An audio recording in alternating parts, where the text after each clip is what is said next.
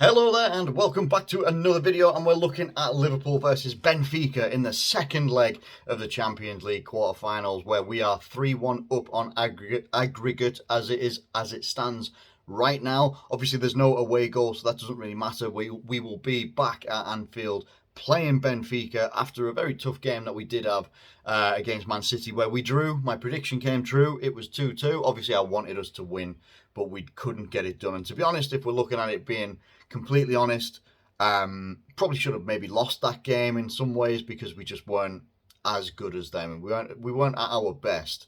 Let's be honest, and we haven't really been at our all firing best for a little bit now, and I'm hoping that turns around, quite soon, because as much as people have been saying that Benfica are the weakest team in the Champions League, they've still got quality. They showed that quality against us. They just weren't able to put their chances away.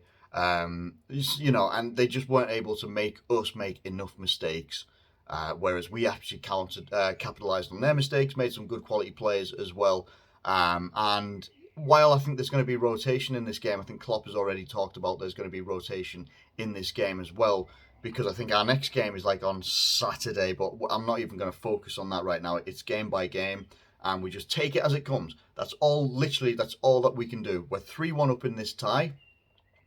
And like I say, I think there's going to be some rotation, but I don't think there's going to be a massive, huge amount of rotation. I think there could be some rotation in the front line. I'm not entirely sure where just yet, but as we're going through this video, I'm gonna go through and think about who I want playing, and then we're gonna go through it. We'll hit all the points that I need to, or that I feel I need to.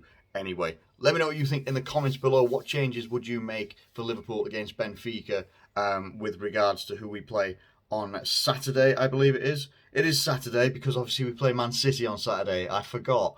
We're playing them in the FA Cup semi-final. Oh, you know what? So this is going to be a bit of a punch in the nuts, isn't it? Right. I forgot we were playing against City again.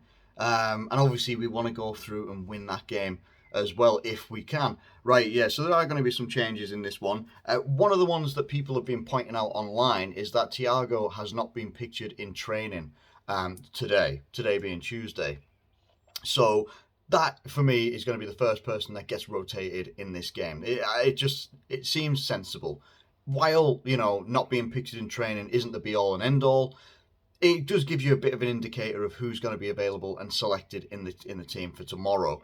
What you could see then is Naby Keita or Curtis Jones. A lot of people going in on Jordan Henderson after the Man City game, and I didn't have the best game, but I think people were a bit too quick to be aggressive against Jordan Henderson. I just think it was far too aggressive for whatever point they were trying to make, and I just think it was a little bit unnecessary in some ways as well. Look, I'm going to go through my lineup now and see who we're going to go with, and I'm just going to make it up as I see fit.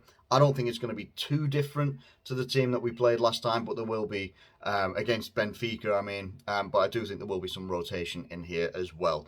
Maybe some expected, maybe some a little bit not.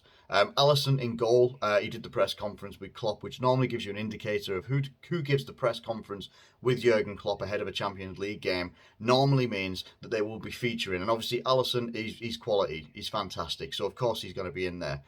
For me, him being fit, Trent Alexander-Arnold has to be in there. I think it will be Konate, and I think it will be Virgil van Dijk as well. I think you could see Konstantinos Tsimikas in this game as well. Don't know why I said his full name, but I just thought, why not?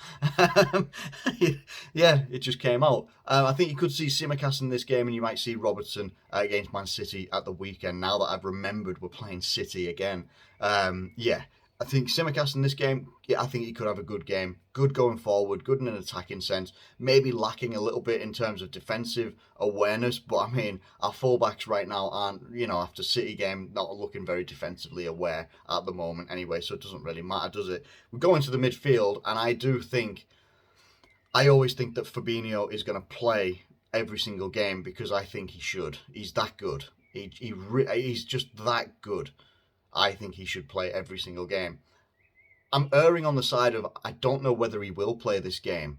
And I think you might see a combination of Jordan Henderson Curtis Jones and Naby Keita. Maybe Naby Keita taking up that number 6 position and roaming a bit freer than Fabinho does, with Henderson on the right side and Curtis Jones on the left-hand side of midfield. There could also be the option of James Milner as well. Could also be the option of Oxlade-Chamberlain, who we haven't seen for a long time, but he isn't listed as injured, so I don't really know what's going on there. He could be available, and he can be a bit of a thunderbolt. He can also be a little bit lackluster, a little bit inconsistent as well. So there's options there in midfield. If it was me, I would obviously go with Fabinho in midfield, but I'm trying to think of what he might do ahead of Man City, and I think it'll be Naby Keita, Jordan Henderson and Curtis Jones. Just my opinion, that's all I'm thinking. And then we go into the front line, and I don't think it's going to be wholesale changes where you see likes of Minamino, Divock Origi, and maybe like a Harvey Elliott or someone. That's also someone else that it could be an option in the midfield as well. While I just remember about Harvey Elliott, he was pictured and featured quite prominently in some of the training photos, and whether that gives you a hint of whether he'll play or not, I don't know. I'm all for it though, because he gives you something else like that we don't really have in midfield, and also if he plays in an attacking role, gives you something else that we don't really have either. He just gives. When I say that, I mean he just gives you something a bit different. Not anything against any of our current attacking players or normal first teamers and stuff like that, but he just gives you something different. It's like, he's a young lad, 18, 19, whatever he might be. He's got like dynamic energy. He's not scared of anything. He'll go and try anything. And he's aggressive in his play in a good way as well. So I'm a fan if he plays and wherever he plays, I'm a fan of it and I'm all about it. But I think the front line for us will include Luis Diaz. I think it will include Sadio Mane. It's then down to whether it includes Jota, Salah, or Firmino. For me, I would be tempted to put I'd be tempted to put Jota in there. I could see an argument for obviously Firmino and obviously Salah as well, but I think Salah might get rested, maybe come off the bench or something like that tonight, and then he'll start against Man City at the weekend. That's how I sort of see it. So for me, I'm looking at thinking it could be Luis Diaz playing off the left-hand side, could be Sadio Mane playing either through the middle or on the right-hand side, and maybe Jota or Firmino through the middle as your starting players. And then you've got a really healthy bench in case things, do go sideways and we have to try and recover the tie or something like that. But being 3-1 up doesn't mean you get to rest on your laurels. It's a team that are going to come at us.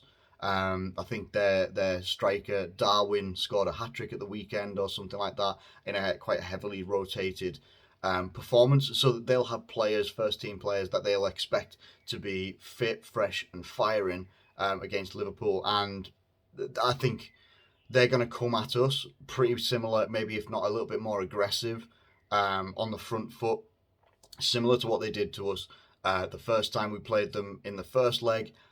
And they were difficult to play against then, and I think they're going to be equally, if not a little bit more so, difficult to play against this week. For me, being 3-1 up doesn't mean the tie's over. If we were like 5-1 up, I mean, I remember us having a really 5-2 lead over Roma a couple of seasons ago, and I think it was 5-1 at one point, and they scored a late goal and made it 5-2 or something like that. The second leg, it made that, oh my God, I think we won 7-6 on aggregate or something like that, or I don't know, I can't remember whether it was away goals, but what I'm saying is that, yes, we are a different quality team right now compared to what we were like back then, but the ties are still no less over. As we saw last time out, when you see Bayern Munich, losing to Villarreal, there's quality teams in different ways at this stage of the competition. So you can't just assume you're going to go out there and win every single time. It doesn't work like that way in the Champions League. Otherwise, PSG would still be in the competition right now. It is what it is. So I think Liverpool will progress. I think we will get to the semi-finals and we'll face whoever wins tonight out of Villarreal and Bayern Munich, who goes forward. Obviously, I think people are keeping their fingers crossed for Villarreal. I think both teams are going to be equally dangerous, whoever you come up against, if we get there.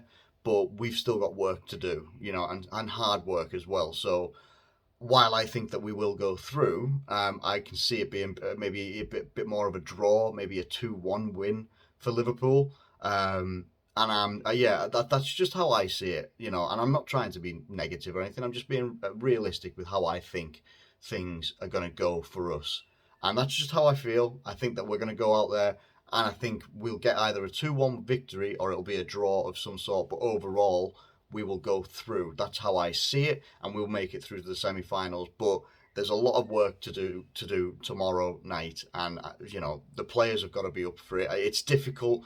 There's a difficult span of games and stuff like that for Liverpool at the moment, but this is what the top teams want to be all about. They want to be in the top competitions and competing to the very depths of these competitions as well, and that's what we've wanted for years, and now we're here.